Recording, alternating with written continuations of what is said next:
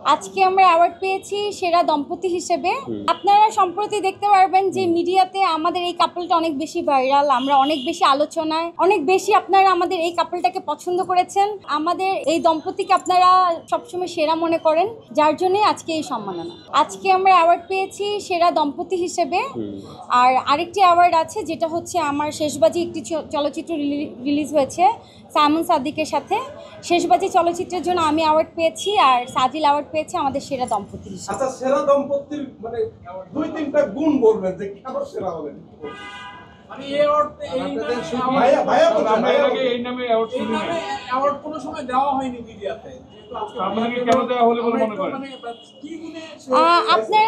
আপনারা সম্প্রতি দেখতে পারবেন যে মিডিয়াতে আমাদের এই কাপলটা অনেক বেশি ভাইরাল, আমরা অনেক বেশি আলোচনায়, অনেক বেশি আপনারা আমাদের এই কাপলটাকে পছন্দ করেছেন।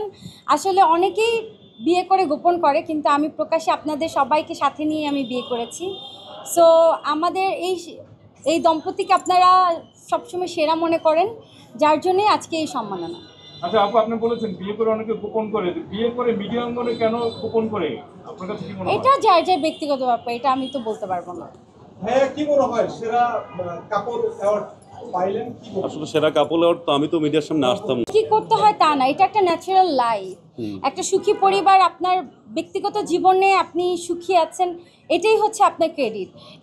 তার জন্য সুখী হওয়ার জন্য যে আপনি কিছু করে সুখী হতে হবে এমন কিছু না। এখন আমাদের পারিবারিক জীবনে আমরা এরকম অনেক কিছুই আছে যাতে আমরা মনে করি যে না, আমরা দুজন আসলেই সুখী।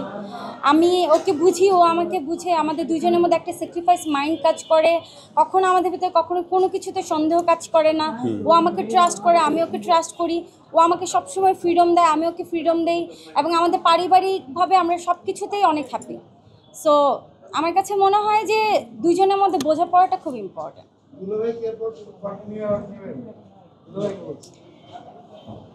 আপনারা যদি দেন তাহলে সময় বলে দিবে যদি আওয়ার্ড আসবে নাকি আসবে না।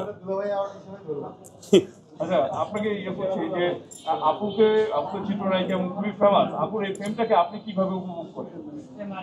ফেম, আচ্ছা ফেম তো দেখেন, আপনার যদি নিজের ফ্যামিলিতে একজন ফেমাস মানুষ থাকে তো ওটা তো আপনাকে উপভোগ করতেই হবে। আর যেহেতু আমার রিলেশন ওর মিডিয়া ক্যারিয়ারের পরেই, তো এটা তো উপভোগ করারই জন্য। এখানে আপনার এই কোশ্চেনের সাথে আসলে সামঞ্জস্যটা, অ্যান্সারটা ওভাবে আসবে না।